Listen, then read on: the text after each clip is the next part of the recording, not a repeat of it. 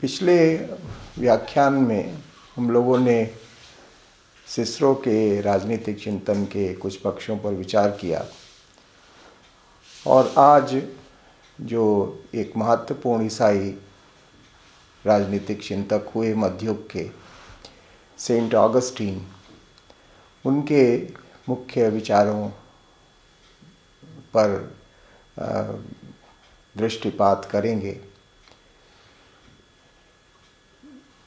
ईसाई राजनीतिक चिंतन या मध्ययुगीन राजनीतिक चिंतन का काल आमतौर से दूसरी शताब्दी से और 16वीं शताब्दी तक माना जाता है, जिसको इतिहास में मेडिवल एज या मिडिल एजेस कहते हैं। और ईसाई राजनीतिक चिंतन की जो मूल प्रतिस्थापनाएं हैं उनकी चर्चा हम लोग एक पहले के व्याख्यान में कर चुके हैं और उसमें जो जिन पक्षों पर विचार किया वो एक प्रकार से ईसाई राजनीतिक चिंतन या मध्ययुगीन राजनीतिक चिंतन की पृष्ठभूमि हमारे सामने रखती हैं। और उसी पृष्ठभूमि के संदर्भ में हम आज संत ऑगस्टीन के विचारों के ऊपर दृष्टिपात करेंगे। सेंट ऑगस्टीन का जन्म 354 ईस्वी में हुआ और 430 ईस्वी में उनका देहांत हुआ। वे न्यूमीडिया नाम के एक अफ्रीकन प्रदेश में पैदा हुए थे, जो कि उस समय रोमन साम्राज्य का भाग था। और कार्थेज में उनकी शिक्षा दीक्षा हुई। मुख्य रूप से जो रेटोरिक या जो वाक शास्त्र या वक्तृता शास्त्र है उसका उन्होंने अध्ययन किया था। प्रारंभ से ही बड़े प्रतिभाशाली थे और चिंतनशील प्रकृति के थे। पहले तो वे जिसको कि हम लोग पैगनिज्म कहते हैं, यानी जो यूनान और रोम के लोगों का धर्म था या जो कि उनकी संस्कृति थी, पैगनिज्म, तो शुरुआती दौर में तो सेंट ऑगस्टीन की रुचि जो पैगन चिंतन था या जो पैगन दार्शनिक थे उनमें थी।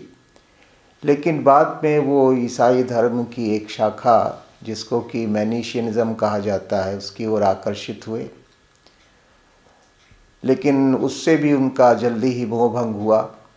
उसके बाद वो नव प्लेटोवाद की ओर आकर्षित हुए, लेकिन नव प्लेटोवाद में भी उनकी जिज्ञासाओं का समाधान नहीं मिला।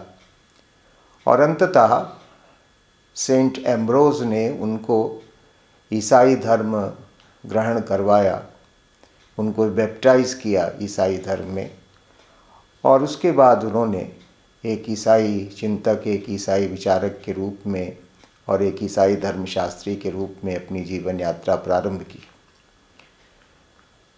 सेंट ऑगस्टीन आगे चल के हिप्पो के बिशप भी बने, जो कि जिस पद पर उन्होंने काफ़ी लंबे समय तक कार्य किया।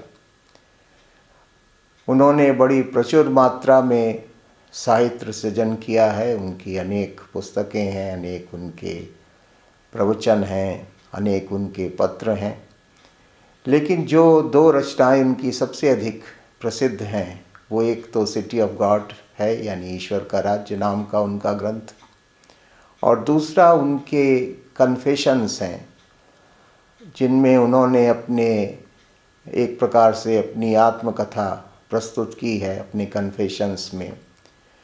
तो ये 2 मुख्य स्रोत हैं ऑगस्टीन के विचारों तक पहुंचने के लिए। दूसरी बात यह है कि ऑगस्टीन के ऊपर 3 मुख्य प्रभाव पड़े। एक तो उनके ऊपर यूनान के दार्शनिक प्लेटो का बड़ा गहरा प्रभाव था, और ऐसा विद्वत जगत में मान्यता है कि जिस प्रकार से अरस्तु को आगे चल के सेंट थॉमस एक्विनास ने क्रिश्चियनाइज किया, उसका ईसाईकरण किया, उसी तरह से प्लेटो को क्रिश्चियनाइज करने का काम, यानी प्लेटो के विचारों को का ईसाईकरण करने का काम सेंट ऑगस्टीन ने किया। और इसलिए एक बड़े जो मध्ययुगीन दर्शन के एक बड़े जो विद्वान मौर्य हुए हैं, उन्होंने लिखा भी है कि नो क्रिश्चियन एवर प्लेटोनाइज्ड मोर करेजियसली और कॉशियसली देन ऑगस्टीन, कि किसी ईसाई विचारक ने, किसी ईसाई संत ने प्लेटो का इस प्रकार ईसाईकरण नहीं किया जैसा कि सेंट ऑगस्टीन ने किया। तो एक तो उनके ऊपर प्लेटो का गहरा प्रभाव था, और प्लेटो का जो समसामयिक प्रतिनिधित्व करने वाला संप्रदाय था जिसको नव प्लेटोवाद था, उससे भी वो बड़े प्रभावित थे। दूसरा, उनके ऊपर स्टोइक चिंतन का, स्टोइक दर्शन का गहरा प्रभाव था। और फिर ईसाईयत तो उनके विचारों का एक आधार था ही। तो इसलिए सेंट ऑगस्टीन ने एक ऐसी सिंथेसिस, एक ऐसा समन्वय प्रस्तुत किया जिसमें प्लेटो का दर्शन भी है, जिसमें स्टोइक दर्शन भी है, और जिसमें ईसाई धर्म दर्शन की मान्यताएं भी हैं। और उन सब का यद्यपि जो मूल आधार है वो तो ईसाई धर्म दर्शन ही है। तो इस प्रकार से उन्होंने एक सिंथेसिस प्रस्तुत की, ठीक उसी प्रकार से जैसे कि आगे चल के सेंट एक्विनास ने एक समन्वय प्रस्तुत करने का कार्य किया था। तो एक इस दृष्टि से उनके ऊपर अनेक प्रभाव पड़े, और उन्होंने जो दो मुख्य प्रश्न उनके सामने आए अपने जीवन काल में, यानी दो जो चैलेंजेस थे, वो एक तो चैलेंज पॉलिटिकल था, राजनीतिक था, और दूसरा चैलेंज थियोलॉजिकल था, धर्मशास्त्रीय था। धर्मशास्त्रीय चैलेंज इसलिए था कि क्योंकि यद्यपि ईसाई धर्म रोमन एम्पायर में भली प्रकार से फैल चुका था, यहाँ तक कि जो ईसाई धर्म था वो रोम का राजधर्म भी बन चुका था, उनका स्टेट रिलीजन बन चुका था कॉन्स्टेंटाइन के ज़माने से ही, और तेज़ी से प्रभाव ईसाईयत का बढ़ रहा था। लेकिन साथ साथ जो रोम के लोगों का जो पुराना धर्म था, जिसको कि पैगनिज़्म कहते हैं, वो जो पैगनिज़्म के मानने वाले थे, उनकी भी संख्या काफ़ी थी रोमन साम्राज्य में। और बल्कि एक सम्राट अभी हाल के ही वर्षों में हुआ था जिसने कि फिर से एक प्रकार से पैगनिज़्म को रिवाइव करने की कोशिश की थी, और ईसाईयत को जो फिर से उपेक्षित करने का काम कर रहा था। तो एक तो रोमन साम्राज्य के अंदर ईसाई धर्म को जो चैलेंज था वो पैगनिज़्म से था, बावजूद इसके कि ईसाई धर्म एक राजधर्म बन चुका था और उसका काफ़ी तेज़ी से प्रसार प्रचार रोमन साम्राज्य में हो रहा था। लेकिन फिर भी जो पैगन धर्म के मानने वाले थे, वे पैगन धर्म को पुनर्प्रतिष्ठित करना चाहते थे, वापस लाना चाहते थे, और प्रायः उनको अपने इस प्रयास में सम्राटों का सहयोग भी मिलता था, रोम के सम्राटों का भी सहयोग मिलता था।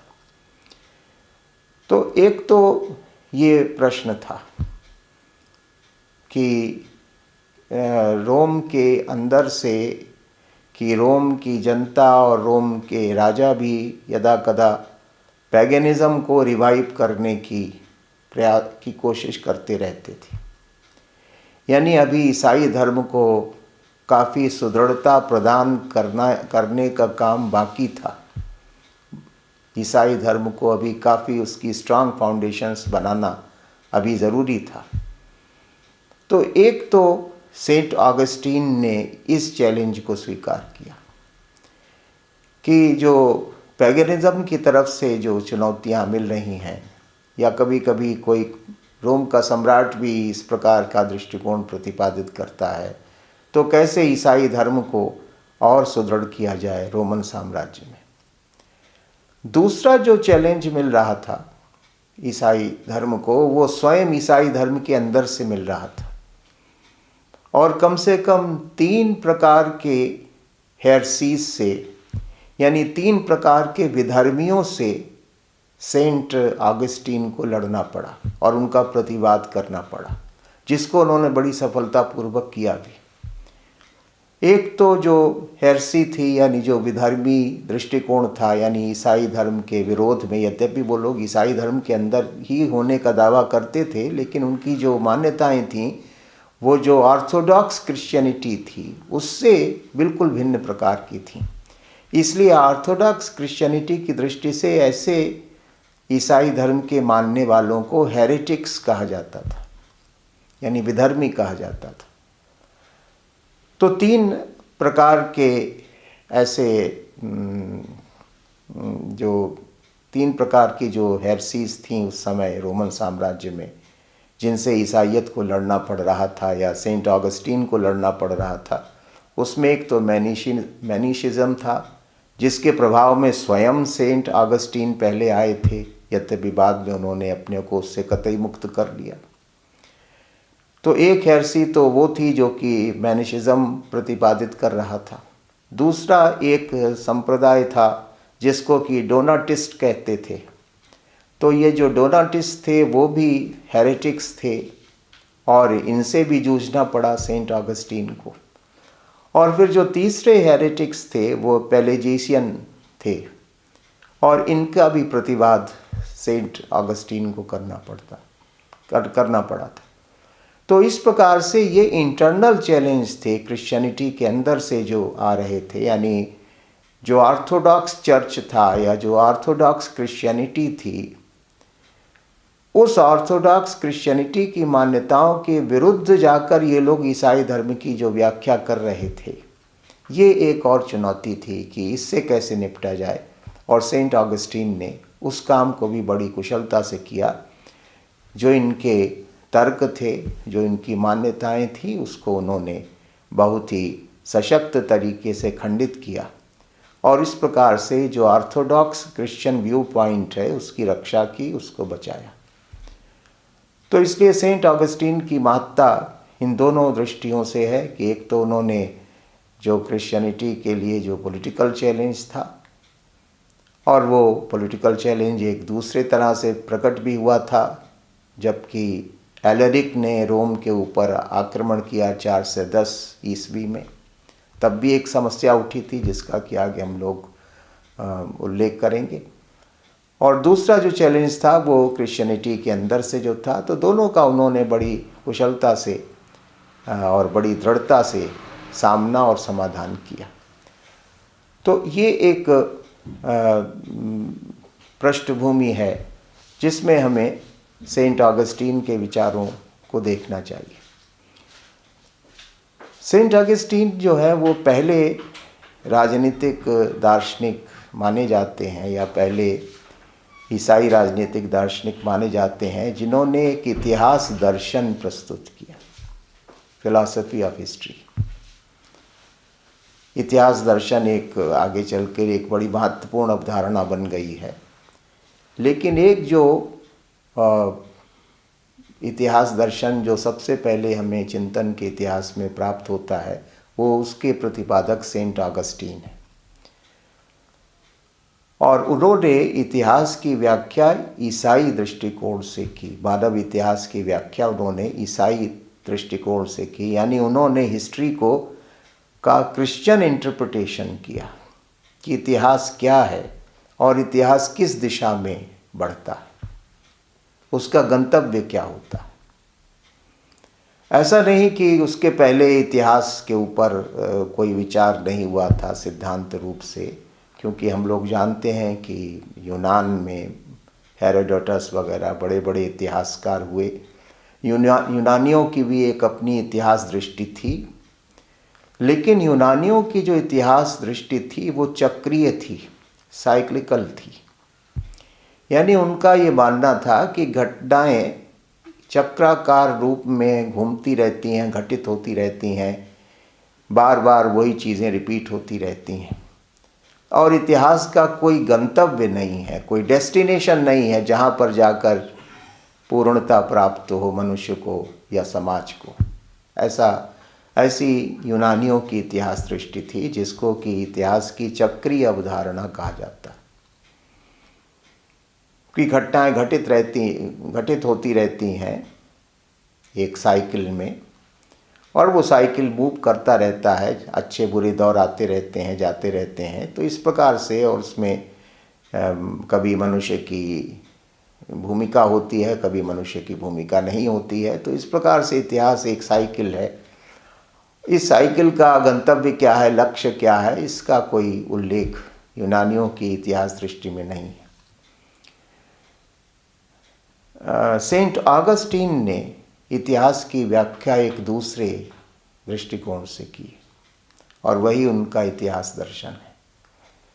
इसका संदर्भ ये है कि 4 से 10 ईस्वी में एलरिक के नेतृत्व में बर्बर जातियों ने रोम के ऊपर एक भयानक आक्रमण किया, और रोम की सभ्यता को तहस नहस करने में, नष्ट भ्रष्ट करने में इस घटना का बहुत महत्वपूर्ण स्थान है। इसको सैक ऑफ रोम कहा जाता है कि कैसे पूरे रोम में लूटपाट हुई, उसको नष्ट भ्रष्ट कर दिया गया इन बर्बर जातियों के द्वारा। वस्तुतः उसी के बाद रोमन एम्पायर का पतन भी शुरू हो गया था, जो कि अगले 100 वर्ष के अंदर रोम का साम्राज्य लगभग नष्ट हो गया।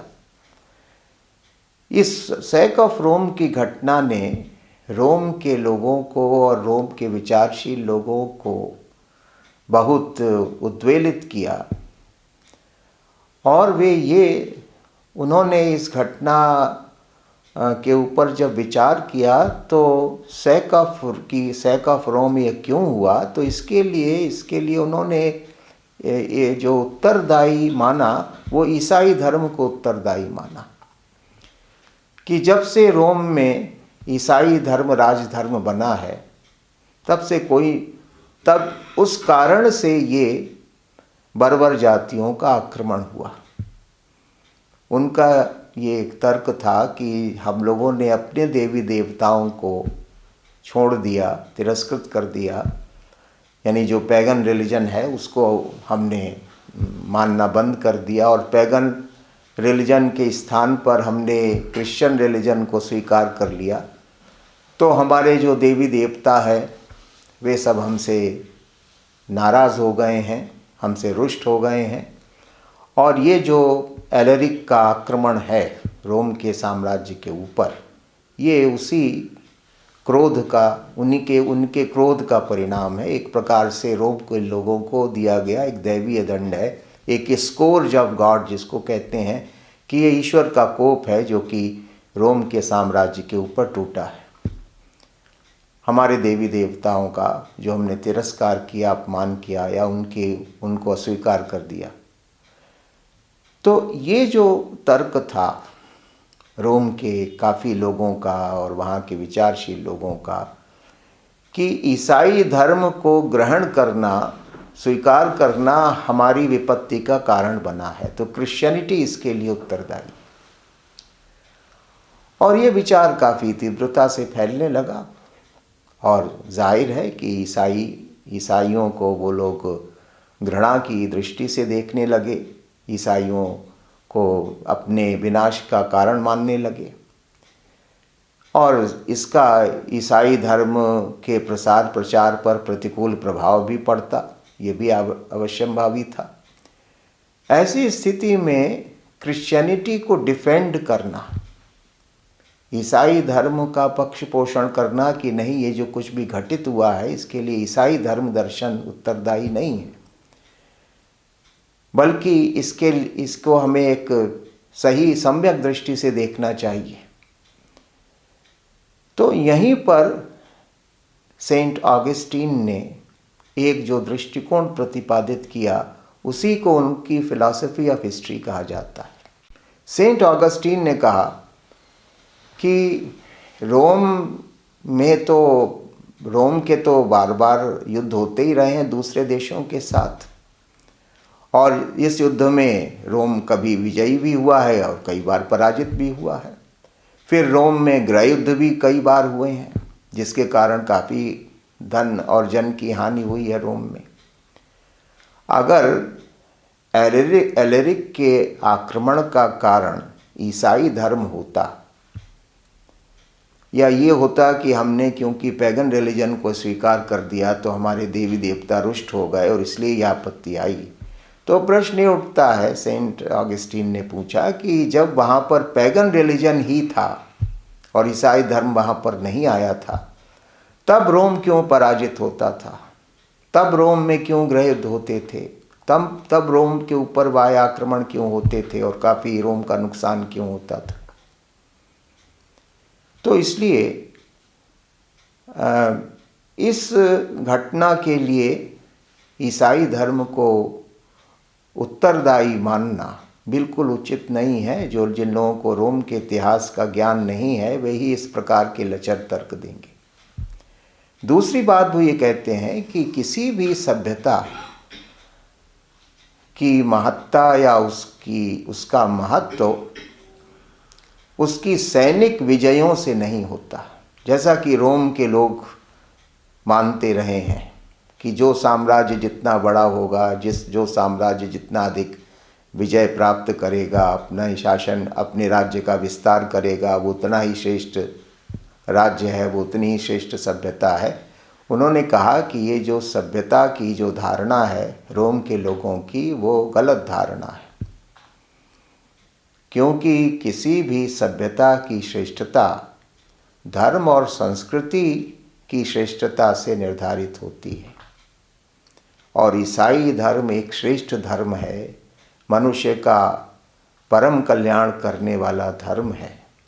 इसलिए ईसाई धर्म के आगमन ने वस्तुतः रोम को एक श्रेष्ठ सभ्यता बनाने का कार्य किया। जो चीज़ अभी तक रोमन सभ्यता में मिसिंग थी, अनुपस्थित थी, उसको प्रदान करने का काम ईसाई धर्म ने किया है। इसलिए ईसाई धर्म वस्तुतः रोम के पतन के लिए नहीं, बल्कि रोमन सभ्यता के श्रेष्ठ होने का कारण है कि रोम के लोगों को भी ये सम्यक अर्थ में समझ में आना चाहिए कि सभ्यता किसे कहते हैं, सभ्यता का आधार क्या होता है। सैनिक विजय, राजनीतिक विजय, राजनीतिक विस्तार, ये किसी भी साम्राज्य का लेजिटिमेट एंड नहीं होता है, उचित लक्ष्य नहीं होता। तब उन्होंने फिर ईसाई दृष्टि से इतिहास की व्याख्या की और कहा कि ईसाई धर्म ये मानता है कि मानव जाति का जो इतिहास है वो सत और असत के संघर्ष का इतिहास रहा है हमेशा से। गुड और ईविल फोर्सेस हमेशा से रही हैं सभ्यताओं में, और उन गुड और ईविल फोर्सेस में हमेशा से स्ट्रगल होता आया है। इस स्ट्रगल में कभी हमको सत्य विजयी होता दिखाई पड़ता है, कभी हमको असत भारी पड़ता दिखाई पड़ता है।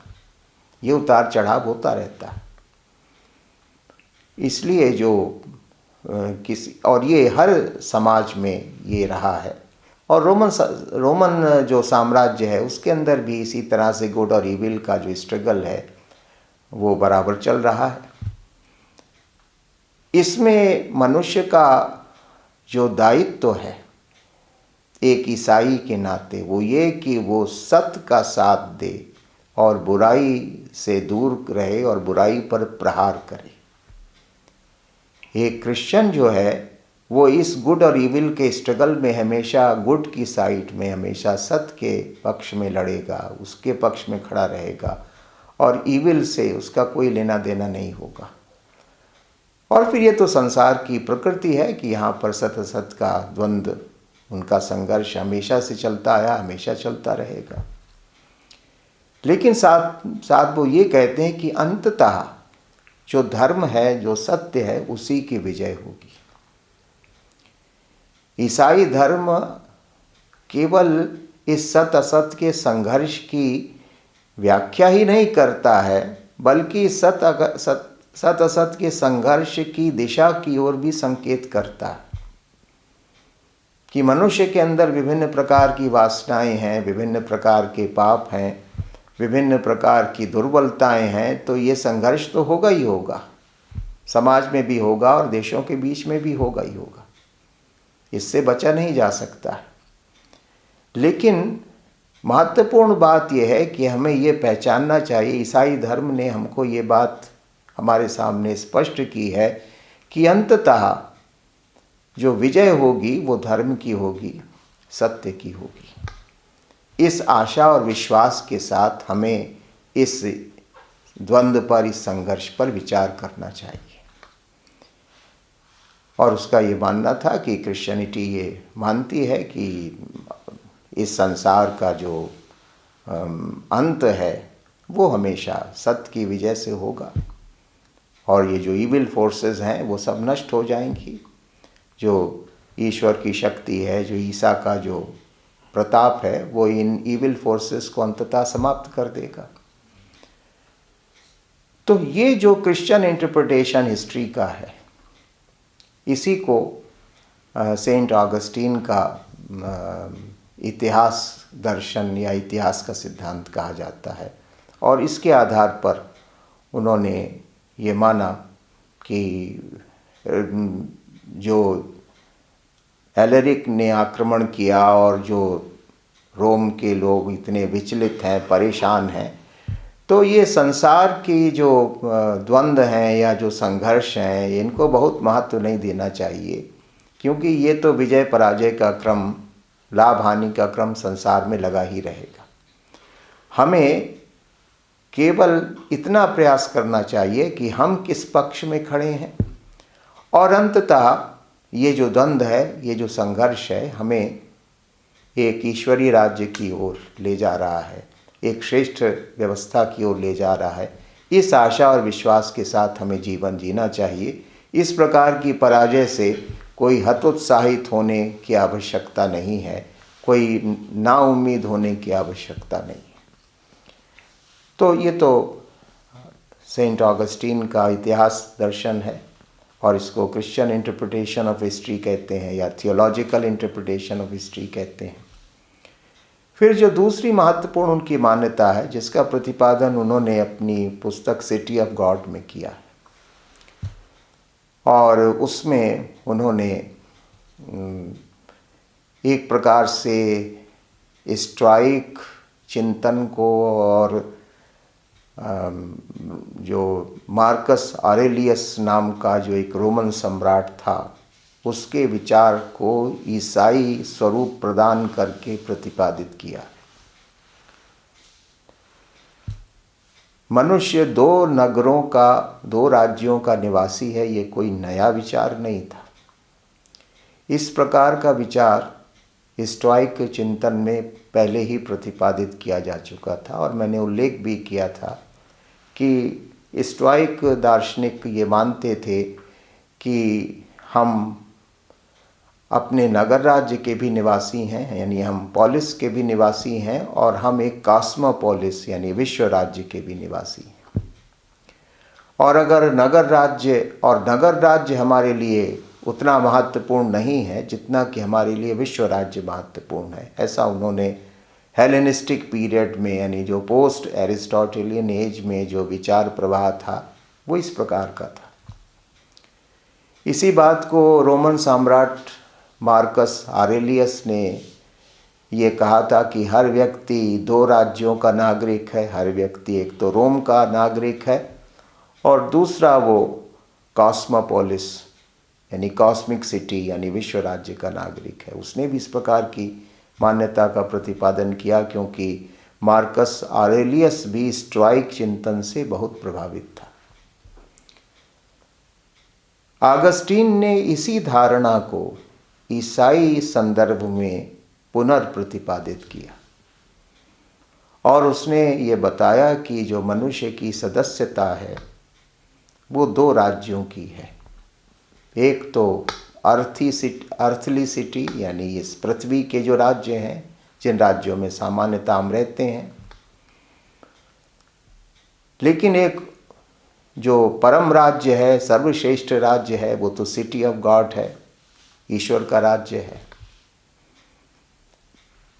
हम उसके निवासी हो सकते हैं, लेकिन हम उसके बारे में ज़्यादा, सामान्य मनुष्य उसके बारे में ज़्यादा विचार नहीं करते। वे केवल इस अर्थली सिटी यानी इस संसार के राज्य को ही एकमात्र राज्य मानते हैं और इसी की नागरिकता या इसी के साथ संबंध को परिपूर्ण मानते हैं, और इसलिए आमतौर से अधिकतर लोग सिटी ऑफ गॉड को विस्मृत कर जाते हैं, उसको समुचित महत्व नहीं देते। अब ये प्रश्न उठता है कि जबकि जो ऑगस्टीन से पहले भी जो विचारक थे वे इस धारणा का प्रतिपादन कर चुके थे, जैसे कि एक प्रसिद्ध ईसाई संत हुआ टर्टुलियन, उसने कहा ही है, लिखा ही है, the Christian pass their lives on the earth but they are citizens in heaven, कि एक ईसाई इस धरती पर जीवन व्यतीत तो करता है, लेकिन वस्तुतः वो स्वर्गिक राज्य का नागरिक है। या इसको सेंट पॉल ने भी एक बार कहा कि हम जो ईसाई लोग हैं वो इस संसार में अपने को तीर्थयात्री मानते हैं। ये संसार हमारा घर नहीं है, ये संसार हमारा वास्तविक राज्य नहीं है। हम यहाँ पर एग्जाइल्ड हैं, निर्वासित जीवन व्यतीत कर रहे हैं, या और अधिक पॉजिटिव तरीके से कहें कि हम लोग यहाँ पर तीर्थ यात्रा पर आए हैं, ये हमारा घर नहीं है। This world is not our home, we are just passing by it, कि ये जो संसार है या जो संसार के राज्य हैं ये हमारा घर नहीं है, हम यहाँ से गुजर रहे हैं, यहाँ पर मुसाफिर हैं। जो घर है वो तो जो हेवनली स्टेट है, जो हेवनली वर्ल्ड है, जो स्वर्ग का राज्य है, वही असली हमारा राज्य है, हम असल में वहीं के निवासी हैं। तो सेंट ऑगस्टीन के पहले भी सेंट पॉल और टर्टुलियन जैसे जो ईसाई दार्शनिक थे वो इस प्रकार की मान्यता का प्रतिपादन करते रहे थे। सेंट पॉल ने इस दो राज्यों की धारणा को ज़्यादा व्यवस्थित तरीके से, ज़्यादा विस्तृत तरीके से हमारे सामने रखा। वो कहता है कि मनुष्य के प्रेम के दो प्रकार होते हैं। एक मनुष्य का पार्थिव प्रेम होता है, अर्थली लव, और एक प्रेम का स्वरूप होता है जिसको हम कहते हैं स्वर्गिक प्रेम, हेवनली लव। जो पार्थिव प्रेम है वो इस संसार से होता है, या इस संसार के राज्य से होता है, या संसार की वस्तुओं से होता है। और इसलिए ये जो पार्थिव प्रेम है, ये जो अर्थली लव है, वो इन्फीरियर है, निकृष्ट प्रकार का प्रेम होता है। जबकि जो हेवनली लव है, जो स्वर्गिक प्रेम है, वह परमात्मा से होता है, परमात्मा की शिक्षाओं से होता है, परमात्मा के वचनों से होता है, और वो ऐसा प्रेम होता है जो कि वास्तव में हमको आनंद प्रदान करता है, हमारे कल्याण का कारण होता है। तो ये दो प्रकार के प्रेम हमारे सामने हैं। अब ये हमें तय करना है कि हम किस प्रकार के प्रेम को स्वीकार करेंगे, अर्थली लव ऑफ सेल्फ या हेवनली लव ऑफ गॉड। इनमें से चयन करना है, और इसी से दो नगर, दो राज्य पैदा होते हैं, अर्थली सिटी, इस धरती का राज्य, और हेवनली सिटी, वो जो किंगडम ऑफ गॉड जिसको क्रिश्चियनिटी में कहा गया, वो स्वर्ग का राज्य। जो लोग इस धरती के राज्य के नागरिक होते हैं वे तो एक प्रकार से आदम के पाप के कारण एक कष्टपूर्ण जीवन ही व्यतीत करते हैं, जो कि ईसाईयत की मान्यता है कि एडम को बहिष्कृत कर दिया गया स्वर्ग से, उसको धरती पर फेंक दिया गया, और क्योंकि उसने ईश्वर की आज्ञाओं का पालन स्वर्ग में नहीं किया गया इसलिए उसको बहिष्कृत किया गया। और जब से वो पृथ्वी पर आया तब से वो खून पसीना बहाता है, लेकिन उसको कभी सुख शांति नहीं मिल सकती। उसकी जो डेस्टिनी है वो हमेशा कष्ट में रहना, दुख में रहना, अशांति में रहना, यही उसकी डेस्टिनी है। लेकिन ज़्यादातर लोग इस मर्म को समझते नहीं और फिर भी वो संसार से चिपके रहते हैं, या सांसारिक सुखों के लिए प्रयत्नशील रहते हैं, या सांसारिक सुखों को ही अपना साध्य मान लेते हैं। तो इसलिए जो लोग अर्थली लव को प्रधान मानते हैं या सर्वोच्च मानते हैं, वे फिर ईश्वर से के प्रति उदासीन हो जाते हैं या ईश्वर से घृणा करने लगते हैं। इसलिए जो अर्थली लव होता है वो love of word to the contempt of God, उसका स्वरूप ये होता है कि वे इस भौतिक जगत से, इस भौतिक जीवन से इतना प्रेम करते हैं कि ईश्वर को वो एक कल्पना मानते हैं, या ईश्वर से उनका कोई के प्रति उपेक्षा का भाव रखते हैं, या ईश्वर से वे घृणा करते हैं। ईश्वर के किसी विचार को वो स्वीकार नहीं करते, और वो केवल इस संसार के सुखों में, इसकी सुविधाओं में, इसकी धन संपत्ति में, पद प्रतिष्ठा में, इसी की खोज में वो हर पूरा जीवन व्यतीत कर देते हैं। और इस प्रकार से अंततः उनके हाथ कुछ नहीं लगता, क्योंकि इस संसार की जितनी भी चीज़ें हैं वे सब नश्वर हैं। उनसे कोई स्थायी सुख तो मिल नहीं सकता। उनसे जो भी सुख मिलता है वो क्षणिक होता है, तात्कालिक होता है। इसलिए इस धरती के राज्यों में हमें ज़्यादातर संघर्ष और द्वंद्व और ईर्ष्या और द्वेष यही सब दिखाई पड़ते हैं। इस धरती के राज्यों के जो निवासी हैं वे आम तौर से हमेशा कष्ट में हैं, वे किसी न किसी प्रकार के अभाव से ग्रस्त हैं। उनके जीवन में हमें शांति और आनंद देखने को नहीं मिलता। तो इसलिए जो सिटी ऑफ मैन है, यानी जो मनुष्यों के राज्य हैं, इस धरती के राज्य हैं, जो अर्थली सिटीज़ हैं, वे तो सब द्वंद्व और संघर्ष से ग्रस्त रहेंगे। उनकी यही नियति है। वे कभी मनुष्य को आत्यंतिक सुख शांति प्रदान नहीं कर सकते। वे कभी मनुष्य का सम्यक अर्थ में कल्याण नहीं कर सकते। वे केवल एक मृग मरीचिका पैदा कर सकते हैं सुख की, लेकिन वास्तव में वो मनुष्य को कभी सुखी नहीं बना सकते। तो एक ये जो अर्थली सिटी है, इसका तो ये कैरेक्टर होता है, इसका चरित्र तो ये होता है। लेकिन अधिकांश मनुष्य इसी अर्थली सिटी को ही साध्य मानते हैं, और कभी इसके परे जाने का विचार ही उनके मन में नहीं आता। लेकिन जो विवेकशील होते हैं, या क्रिश्चियनिटी में माना जाता है कि जिसके ऊपर ग्रेस यानी ईश्वर की कृपा होती है, वे ये मानते हैं कि ये अर्थली सिटी तो ट्रांजिएंट है, टेम्पररी है, पेरिशेबल है, इसको ज़्यादा महत्व देने की ज़रूरत नहीं। जो चीज़ इम्पेरिशेबल है, एटर्नल है, लास्टिंग है, उसकी तरफ ही ध्यान देने की आवश्यकता है। और जो ईश्वर का राज्य है वो इसी प्रकार का राज्य है कि जो हमें श्रेष्ठता की ओर ले जाता है, जो हमारे अंदर सद्गुणों की वृद्धि करता है, जो हमारे अंदर ज्ञान उत्पन्न करता है, जो हमको धर्म का और न्याय का मार्ग चलना सिखाता है, जो हमको ईश्वर में आनंद लेने के लिए प्रेरित करता है, और जो अंततः हमको साल्वेशन यानी परम गति प्रदान करता है। इसलिए जो सिटी ऑफ गॉड है वो हमारा साध्य होना चाहिए, वो हमारा ध्येय होना चाहिए।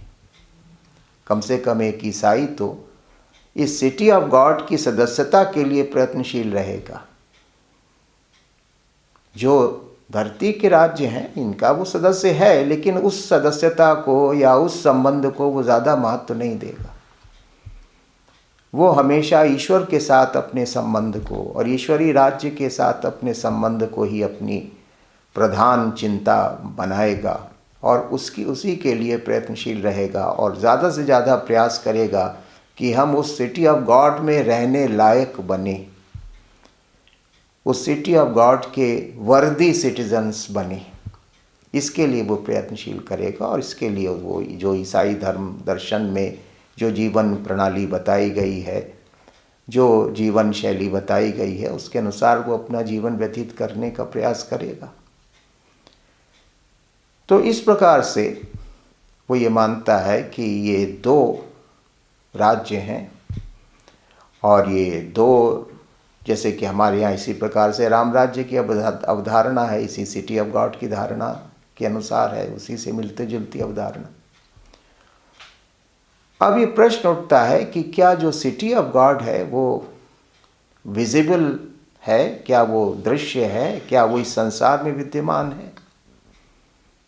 क्योंकि जो इस संसार के राज्य हैं वो तो दृश्य हैं, फिजिकली हम उनको देख सकते हैं, उनमें हम रहते हैं। ये सिटी ऑफ गॉड कहाँ है? ऑगस्टीन इसकी कोई स्पष्ट व्याख्या नहीं करता, संभवतः इसकी कोई स्पष्ट व्याख्या हो भी नहीं सकती, क्योंकि सिटी ऑफ गॉड जो है वो एक अनुभूति का प्रश्न है। और इसलिए वो कहता है कि कभी कहता है कि चर्च जो है, या कह सकते हैं सिटी ऑफ गॉड, लेकिन चर्च में भी बुरे लोग होते ही हैं, तो एक अर्थ में उसको भी सिटी ऑफ गॉड आप नहीं कह सकते। और वो जो सिटी ऑफ गॉड है वो इस धरती पर है ही नहीं, वो तो स्वर्ग पर अवस्थित है। जब हम एक क्रिश्चियन लाइफ व्यतीत करेंगे, जब एक ईसाई की तरह जीवन व्यतीत करेंगे, तब अंततः मृत्यु के बाद हमको संभवतः उस ईश्वर के राज्य में प्रवेश मिलेगा। तो वो जो सिटी ऑफ गॉड है या जो वो किंगडम ऑफ गॉड है वो इस धरती पर है नहीं, वो तो इस संसार को छोड़ने के बाद ही उसकी सदस्यता प्राप्त होगी।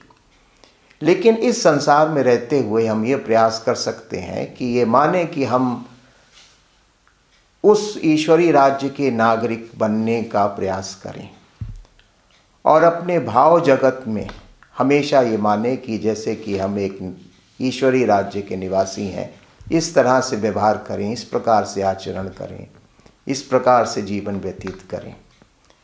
तो अगर हमारे अंदर ये भाव है, हमारे अंदर इस प्रकार की अनुभूतियां हैं, तो हम ईश्वर के राज्य के निवासी हैं। इसलिए सिटी ऑफ गॉड कोई टेंजिबल या विजिबल कॉन्सेप्ट नहीं है, बल्कि सिटी ऑफ गॉड का जो कॉन्सेप्ट है उसका संबंध हमारी अनुभूति से है, हमारे एक्सपीरियंशियल एग्जिस्टेंस से है, कि हम किस प्रकार की दृष्टि रखते हैं जीवन के प्रति और किस प्रकार का भाव रखते हैं ईश्वर के प्रति और धर्म के प्रति। वो जो अनुभूति है वो हमको ईश्वर के राज्य के निकट ले जाती है। तो इस तरह से उसने इस प्रश्न का भी समाधान करने का प्रयास किया है कि क्या जो ईश्वर का राज्य है वो विजिबल टेंजिबल स्टेट है, जैसे कि अर्थली सिटीज़ होते हैं, जैसे कि अर्थली स्टेट्स होते हैं। तो इस प्रश्न के ऊपर भी उसने विचार किया है। फिर एक अन्य विषय जो उसने उठाया है वो है राज्य की संस्था का क्या स्वरूप है, उसकी क्या प्रकृति है। हम लोगों ने देखा कि यूनानी राजनीतिक चिंतन में राज्य को एक आवश्यक और स्वाभाविक संस्था माना गया। प्लेटो है, अरिस्टोटल, सभी दार्शनिकों ने राज्य को नेचुरल और नेसेसरी माना, एक श्रेष्ठ संस्था माना। सद्जीवन की प्राप्ति बिना राज्य के संभव ही नहीं है। यूनानी लोगों का तो संपूर्ण जीवन ही राज्य के साथ एकाकार था। वे राज्य से अपने को किसी भी प्रकार से, जीवन के किसी भी क्षेत्र में वे राज्य से अपने को पृथक करके देख ही नहीं सकते थे। इस प्रकार से राज्य की संस्था तो उनके जीवन के हर पक्ष में व्याप्त थी, और ये इतनी जो इंटीमेट रिलेशनशिप स्टेट और सिटीज़न की जो यूनानी चिंतन में हमें दिखाई पड़ती है वो बड़ी महत्वपूर्ण है। लेकिन ठीक इसके विपरीत दृष्टिकोण ईसाइयों का है, जिसके कि प्रथम प्रतिपादक व्यवस्थित तरीके से प्रथम प्रतिपादक सेंट ऑगस्टीन है। और वो ईसाई धर्मशास्त्र के आधार पर कहते हैं कि जो राज्य है वो तो एक पापपूर्ण संस्था है, State is a sinful institution. State is the result of human sin. मानवीय पाप का परिणाम है, राज्य मानवीय पाप का परिणाम है। और इसके पीछे जो उनकी एक बाइबल की जो एक गाथा है, जो माइथोलॉजी है, वो उसका बेसिस है कि पहले तो मनुष्य स्वर्ग में निवास करता था, ईश्वर के साथ निवास करता था और सुख शांति थी, मनुष्य को सब कुछ उपलब्ध था। एडम और ईव को सब कुछ उपलब्ध था, केवल ईश्वर ने उसको एक वृक्ष का फल खाना मना कर रखा था, बाकी उसको सब कुछ उपलब्ध था और बड़े आनंद से रहता था। किसी प्रकार का दुख, कष्ट, अन्याय, शोषण वहाँ पर नहीं था। लेकिन जब एडम ने ईव के उकसाने पर वो वर्जित फल खा लिया, तब ईश्वर ने उसको क्रुद्ध होकर स्वर्ग के राज्य से बहिष्कृत कर दिया और उसको धरती पर भेज दिया। और धरती पर यह कह के भेजा कि तुम पसीना भी बहाओगे, खून भी बहाओगे, लेकिन हमेशा कष्ट में रहोगे, दुख में रहोगे। तो मनुष्य अगर इस धरती पर आया और इस धरती के, इस भौतिक जगत के कष्टों और दुखों को भोगना अगर उसकी नियति बनी, तो इसके लिए वो स्वयं उत्तरदायी है। उसका जो पाप है, उसने ये स्थिति उत्पन्न की। तो इसलिए राज्य एक सिंफुल इंस्टीट्यूशन है। इस धरती के जो राज्य हैं वो मानवीय पाप के कारण उत्पन्न हुए हैं, अन्यथा तो उसको इस धरती पर आने की या यहाँ पर रहने की कोई आवश्यकता ही नहीं थी। तो इसलिए वो ये मानते हैं कि राज्य एक पापपूर्ण संस्था है। और ये जो दृष्टिकोण है वो यूनानियों से बिल्कुल भिन्न प्रकार का, बिल्कुल विपरीत प्रकार का दृष्टिकोण है। लेकिन सेंट ऑगस्टीन फिर आगे दूसरी बात भी कहते हैं कि यद्यपि राज्य पापपूर्ण संस्था है, लेकिन राज्य पाप के बढ़ने को रोकने में भी सहायता करती है। राज्य की संस्था अपनी दंड शक्ति के प्रयोग के द्वारा समाज में पापाचार बढ़ने से रोकती है। इसलिए उसकी उपयोगिता भी है, इसलिए उसकी आवश्यकता भी पड़ती है।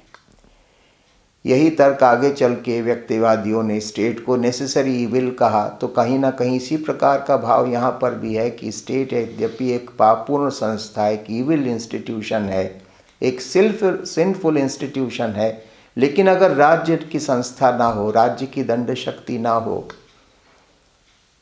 शासन प्रबंध ना हो, तो समाज में अराजकता व्याप्त हो जाएगी, अनाचार दुराचार व्याप्त हो जाएगा और जो सज्जन लोग हैं, सदाचारी लोग हैं, उनका जीवन दूभर हो जाएगा।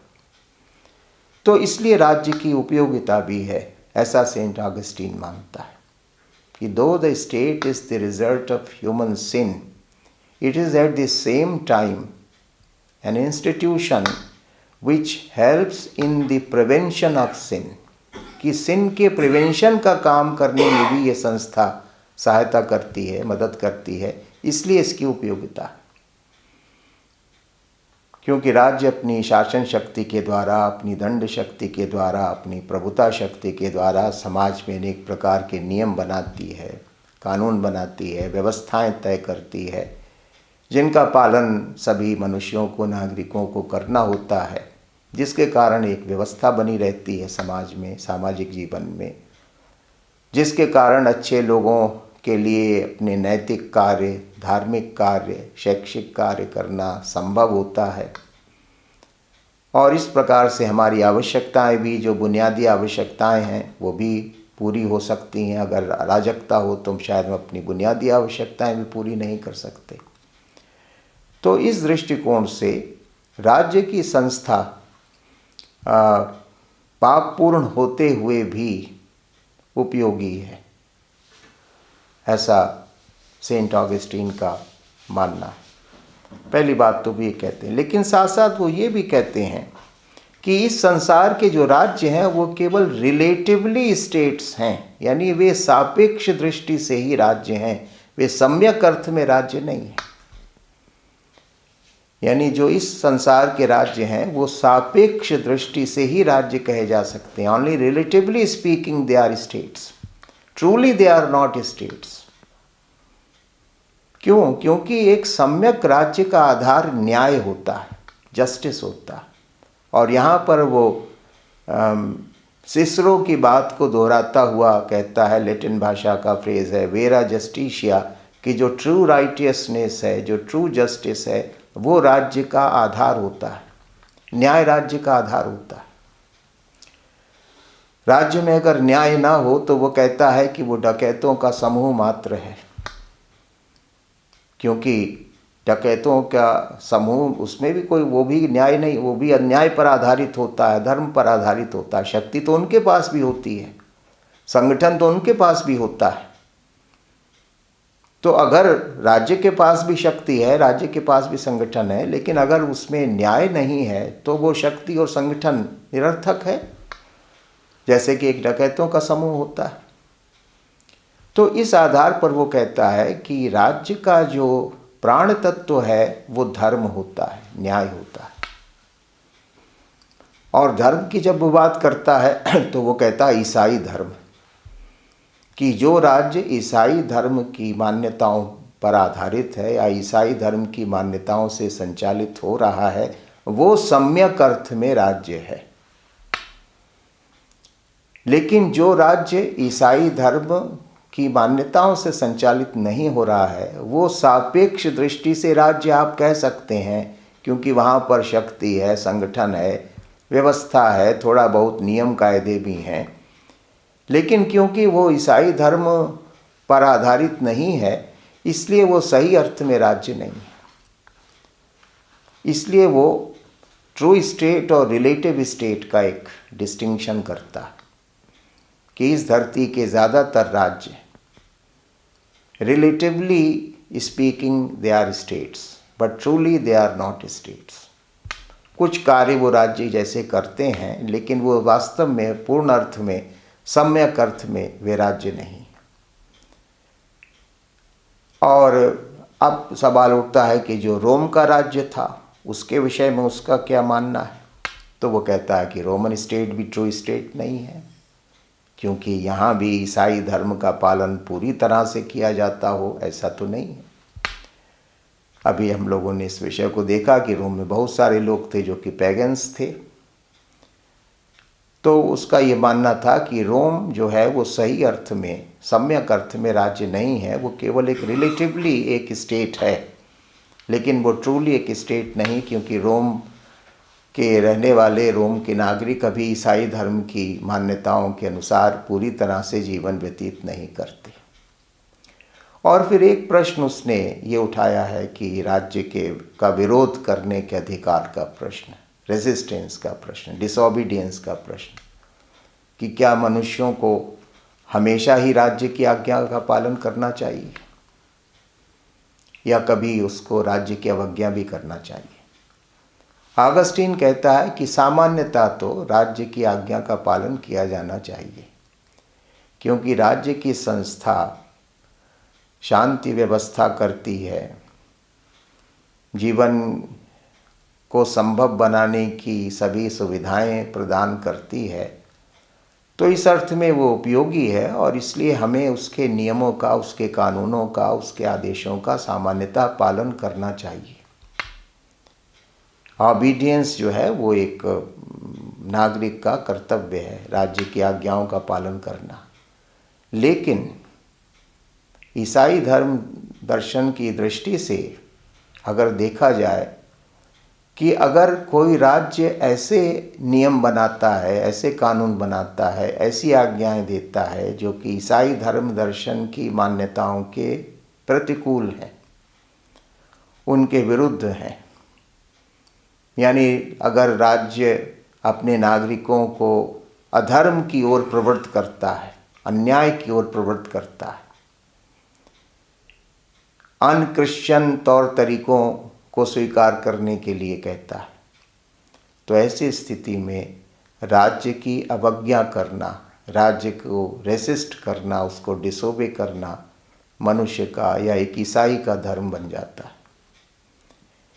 इसलिए ऐसा नहीं कि हर स्थिति में राज्य की आज्ञा का पालन किया जाना चाहिए। यहाँ पर हम लोग सुकरात के विचारों के साथ एक संगति देख सकते हैं, क्योंकि सुकरात के सामने भी एक प्रश्न आया तो भी ये मानता है कि हाँ, सामान्यतः हम राज्य में रहते हैं और राज्य के आदेशों का पालन हमें करना चाहिए, लेकिन कुछ ऐसे प्रश्न हैं जिनका संबंध नैतिकता से है, अंतःकरण से है,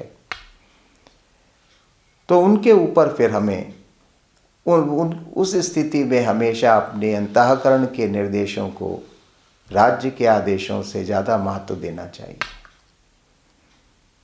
तो इस प्रकार से उसने राज्य के संबंध में कुछ मूलभूत मान्यताओं का उल्लेख किया। बाकी कुछ अन्य पक्ष हैं जिनके ऊपर हम आगे विचार करेंगे।